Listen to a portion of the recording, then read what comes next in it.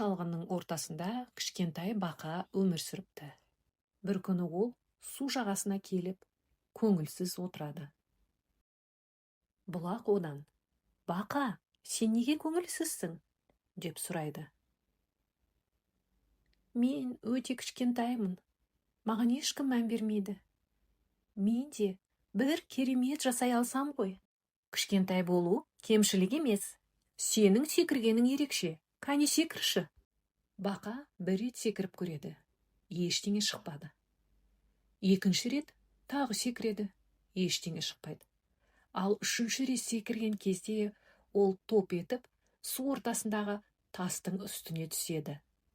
Айнала әдеміленіп, су бетінде кемпірқосақ пайда болады. «Көрдің бе? Сенің секіруің ерекше. Су үстінде кемпірқосақ жасай аласың.